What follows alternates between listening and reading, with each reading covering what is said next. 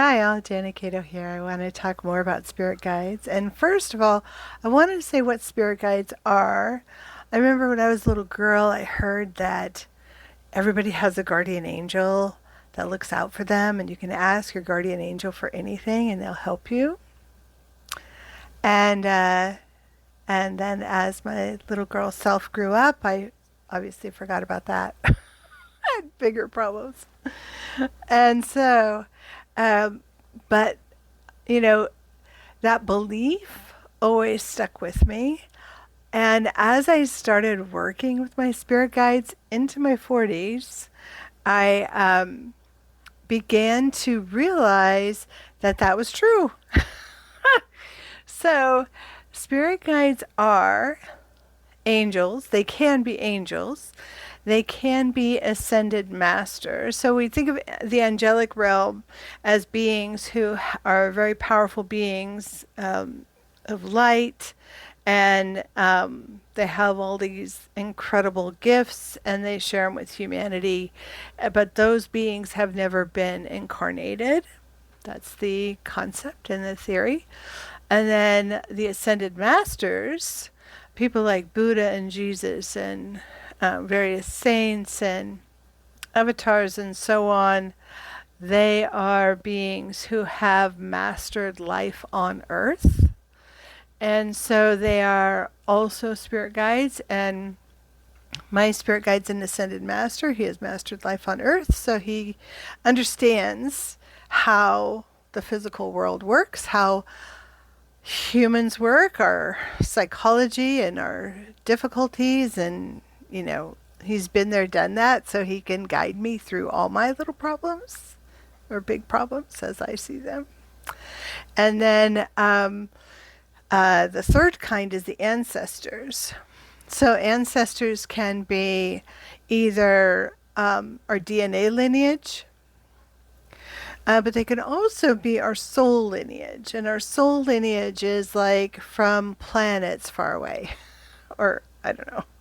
It could be close by planets. I don't know. Anyway, but before we came to Earth, the theory is, before we came to Earth, we were born in other galaxies and solar systems and planets far, far away and all that kind of stuff. And so that's the family that we relate to wherever we were before we came here. Um, Before we first started incarnating on Earth, and that's our soul lineage. So wherever we incarnated physically early on in the universe's history, I would say. So those three um, uh, types of beings can be our spirit guides.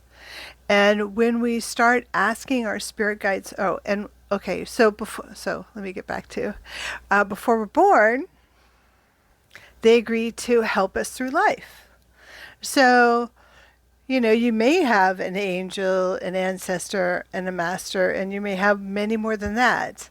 So you may have all kinds. Sorry, I talk with my hands and I have my crochet here. Anyway, so you may have all kinds of spirit guides helping you all the time. Another theory is that we all have a spirit guide for different parts of our life. So we have a spirit guide that helps us in relationships, and spirit guide helps us with finance, a spirit guide that helps us with career, a spirit guide that helps us with our learning, and so on. So, there's that theory as well. And then some people believe that spirit guides kind of come and go in your life. And basically, I think all things are possible, all things could be true. But when you're connecting with your guide, if you want to connect with your spirit guides, I suggest that you ask to speak to only one guide, because each spirit guide has a different energy, a different flavor. It's sort of like, you know, like a different accent, a different way they communicate, a different, totally different person from a different place. So you want to have someone who that you get used to their energy, that you get used to the way they communicate, and that'll build up a relationship that becomes close, and you don't really need to speak to any other guide but one guide. So when I teach how to speak to spirit guides, I always ask for their spokes guide. Like the one guide is going to speak on behalf of everybody. The one guide who's going to give you all the information about every aspect of your life, who is willing to be your front person, your frontliner.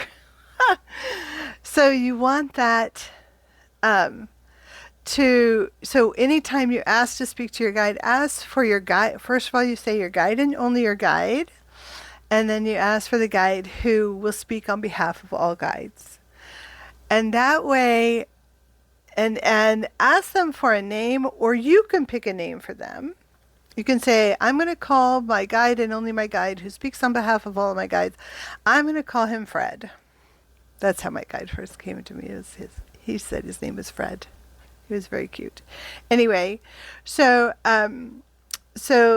then you just start calling them, whatever you want to call them, so that when you call that name, you're always talking to your guide and only your guide and nobody else. Because there are a lot of interlopers out there. There are a lot of energies that want to mess with you. There are a lot of other types of beings that pretend to be guides. So you always want to ask for your guide and only your guide, who's there to serve your highest good, help you on your path to your highest potential, and will speak on behalf of all the guides. I hope that helps. Start working with them. Start asking them. You don't have to hear. You don't have to communicate. You don't have to get all the big downloads and the big messages and write that book or whatever. All you need to do is be willing and ask, and they will start appearing in your life in many ways, but not obviously in physical form, because that would be scary. All right. Take care, everybody. Until next time. Oh, and I'm doing a class on spirit guides on May 29th. I have to keep mentioning that so that I collect many, many students and we have a blast talking with our guides and getting all of the ways to communicate with spirit and start to have a really magical way of being. Take care, everybody.